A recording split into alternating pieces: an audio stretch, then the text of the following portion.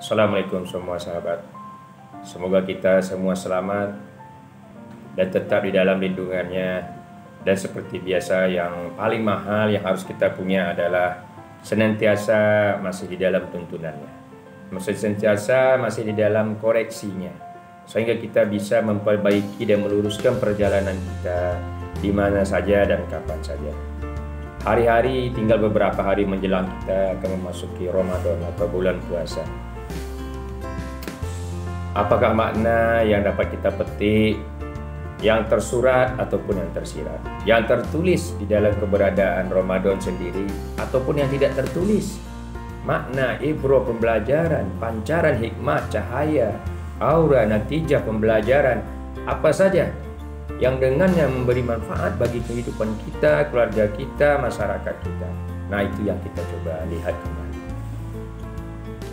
Pada hakikatnya Ramadan ini adalah latihan khusus. Kalau boleh kita katakan, kita digembleng di sebuah kawah candra di muka, di gunung berapi, seperti cerita pewayangan Gatot Kaca.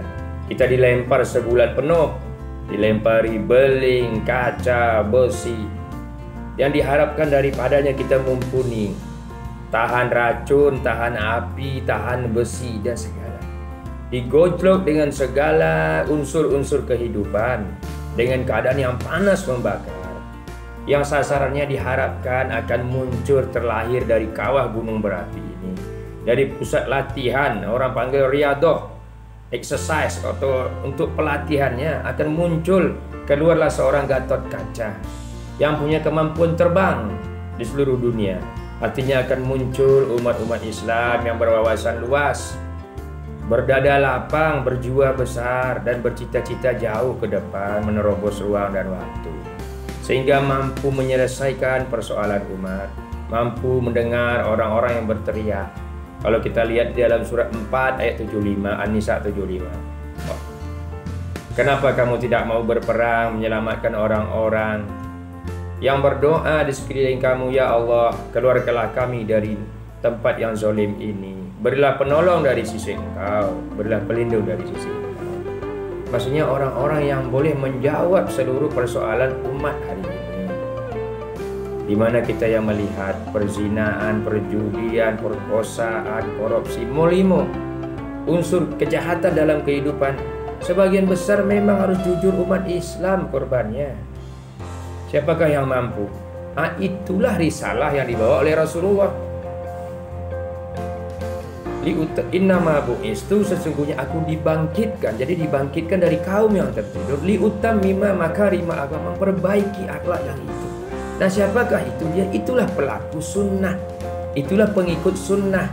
Dalam bahasa Arab Quran disebut sunnanun. Kalau dalam bahasa di Indonesia diaktifkan menjadi sunan-sunan. Yang di zaman modern kita sudah plesetkan artinya, karena perekonomian dan perdagangan, baju sunnah, makanan sunnah. Akhirnya kita tidak melayat lagi.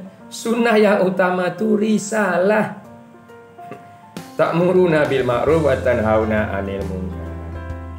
Maka kita lihat Ramadan ini sebagai pelatihan utama, dan sasarannya menjadi Gatot Kaca. Kita dilatih 46 tahun. Saya 46 tahun, 46 kali Ramadan. Apakah pelatihan 46 tahun sudah mumpuni? Tanya diri kita sendiri. Di penghujung Ramadan itu sendiri, sebagai koreksi, kita bersandarkan kepada doa Jibril. Celakalah orang-orang ketika bulan Ramadan, saum, puasa datang di dalam hidupnya, tapi tidak diampuni dosa-dosanya. Kita tahu dari mana kita. Orang yang sukses bisa pelatihan Ramadan ini, gemblengan ini, tidak melihat wajah, melihat fisik, melihat sorban, melihat jilbab, melihat hati nuranimu.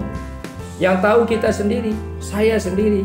Sebenarnya kita ini masih korupsi atau tidak, masih bulat ingin berselingkuh atau tidak, masih ingin berzina atau tidak, mau cara kotor, mau cara bersih, kita yang tahu. Nah, tingkat kejujuran kita di hadapan Allah, di hadapan Tuhan, itulah yang menentukan lulus tidaknya Ramadan. Lalu kata Jibril lagi, Dan yang kedua adalah celaka wahai Muhammad, orang-orang yang ketika datang di dalam hidupnya orang tuanya ketika dia tua, orang tua itu kedatangan orang tua yang sudah jompo di dalam hidupnya tidak mampu memberikan surga kepada anaknya. Lihat sahabat, jika kesempatan di bulan Ramadan ini kita pulang kampung bertemu orang tua, mungkin tidak begitu lama, cobalah ubah yang sebulan itu, ubah yang seminggu 2 minggu itu, boleh menggelorakan cinta mereka, semangat mereka, menghilangkan kesedihan mereka yang panjang. Kalau ibaratnya panas setahun, bolehlah dibasuh oleh hujan semusim, hujan sebulan Ramadan. Kasih sayang sebulan Ramadan walaupun tidak sempurna, anggaplah cukup mengobati kerinduan mereka. Sampai dikatakan ketika orang tua itu datang dalam hidup anaknya di hari tua, tapi tidak menghantarkannya anaknya ke surga, maka celaka, amin, kata Rasul. Dan yang ketiga kata Jibril, celaka Muhammad, ketika disebut namamu mereka tidak bersalawat atasmu. Itu maknanya dalam. Yang orang sekarang kita sering mengartikan disebut Muhammad Shallallahu Alaihi Wasallam. Bukan hanya begitu, terlalu luas maknanya. Innallaha wa malaikatahu yusalluna 'alan nabi. Allah dan malaikat bersalawat kepada Nabi. Mereka bukan bersalawat Sallallahu ala Muhammad Sallallahu Alaihi Wasallam. Yang benar aja bro, Allah itu yang paling hebat, the great. Seluruh makhluk di dunia ini hina, tak ada yang mulia, semua hina makhluk, Allah yang paling mulia. Masa Allah bersalawat begitu kepada ciptaannya? Bukan begitu. Allah bersalawat asal katanya solu, hubungkan, silah. Maka ada silaturahim, hubungan. Silaturahim kalau silahnya kepada Allah disebut solat. Solu, silah, solat. Kepada manusia silaturahim. Cara berhubungan kepada Allah, Allah bersalawat menghubungkan, Allah bersilah, bersilatu kepada Nabi. Bukan Allah memuji-muji Nabi Sallallahu Alaihi. Tidak. Allah bersalawat kepada Nabi menurunkan ilmunya yang tertinggi, menurunkan kekuasaannya di dalam kitabnya, di dalam ilmunya yang tertinggi untuk menaklukkan dunia, menjadikan surga, menciptakan kebahagiaan, merubah kejahatan kepada kebaikan, yaitu Quran. Innama ilmuha indallah. Sesungguhnya seluruh ilmu itu di sisi Allah, di surat Al-Mulk. Maka Allah bersalawat, diturunkanlah ilmunya, yaitu risalah, yaitu perintah, yaitu undang-undang, yaitu Quran. Jadi Allah bersalawat kepada Nabi, dia menurunkan ilmunya Al-Quran. Lalu Allah tidak mungkin langsung turun tangan menyampaikan ilmunya, karena dia adalah Al-Khaliq. Seluruh ciptaan itu di bawah dia, maka diutuslah malaikat. Maka malaikat bersalawat. Bagaimana malaikat bersolu? Malaikat mendampingi fisik Nabi, menjaga Nabi 24 jam, melindunginya, menjabarkan Jibril Al-Jabar, menguraikan ayat, menuntunnya, meluruskannya, menegurnya, lahir dan batin, sampai selesainya misi. Tuh.